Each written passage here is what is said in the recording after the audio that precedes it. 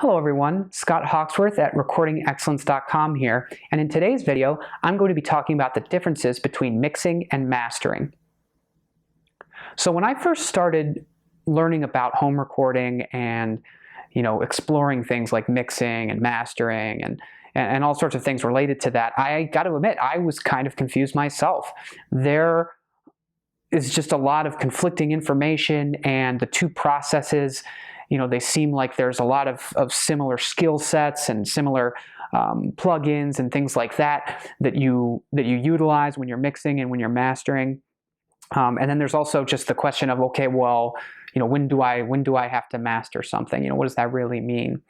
So the way I've come to understand it is, first, mixing. Mixing is all about taking the raw tracks that you've recorded, your vocals, your guitar, your bass, your drums, whatever, and making sure they're a cohesive song, making sure that the vocals are clear and that certain parts aren't muddy or messed up, making sure that if you want effects, applying effects, making sure that if you do apply those effects, that it doesn't, it's not overly wet or overly dry or anything like that. So, okay, that's mixing, in very simple terms. And mastering, now traditionally mastering was all about taking an entire album of songs and preparing it for mass distribution, preparing it to be sold and printed on CDs or records or whatever the case may be.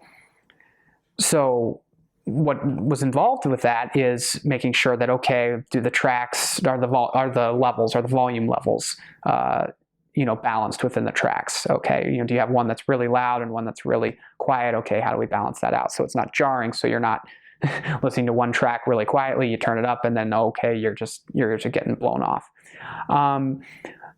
So that was traditionally what mastering was all about. It was just balancing things and preparing it for that distribution.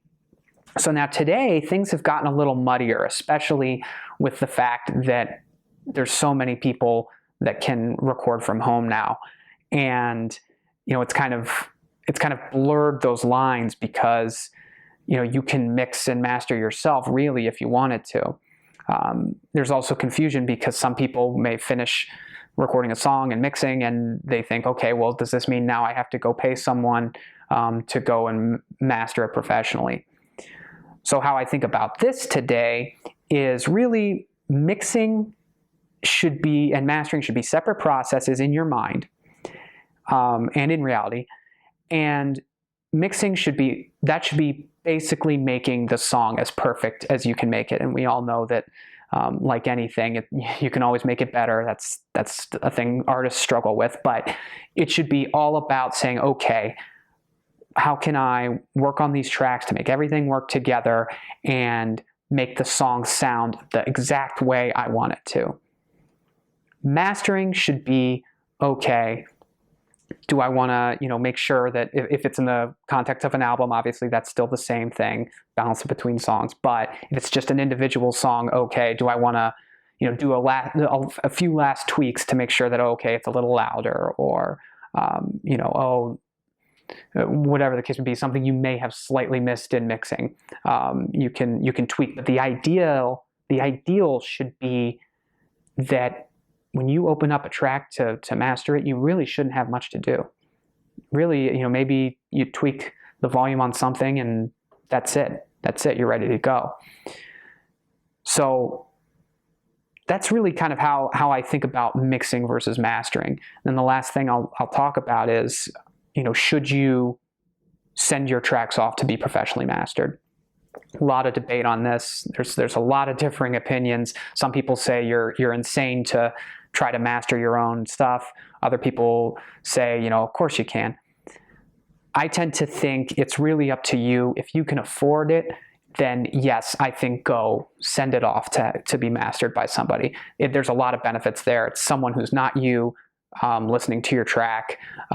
It's someone who's professional and they do this all the time. They can really hear things. Send it off. if you can't do that, then sure, you can use some mastering software and kind of bring it to that next level for being, sent off to iTunes or printed on CDs or whatever the case may be. The big thing I would say, though, is don't ever think of mastering as, fixing all the problems. Don't wait to the mastering phase to do that. If you have a problem in the song, go back to the mixing phase. If you really have a big problem, go back to the recording phase and re-record it. But don't think of mastering as, oh, it's this magical process whereby a crappy song becomes a really great sounding song. That's just not how it works. That's not what you should strive for. You should strive for doing your best possible work when you're mixing, something you've recorded or something a friend has recorded or whatever it is. That should be your focus is, okay, mixing, I'm going to mix it to the best of my ability. And then if I do send it off to someone to get mastered, or if I open it up later myself to master it, and I'm basically saying, oh, well, nothing really to do here. Maybe I'll tweak this one thing and that's it. You can call it a day. So mixing versus mastering, two separate processes. Thanks.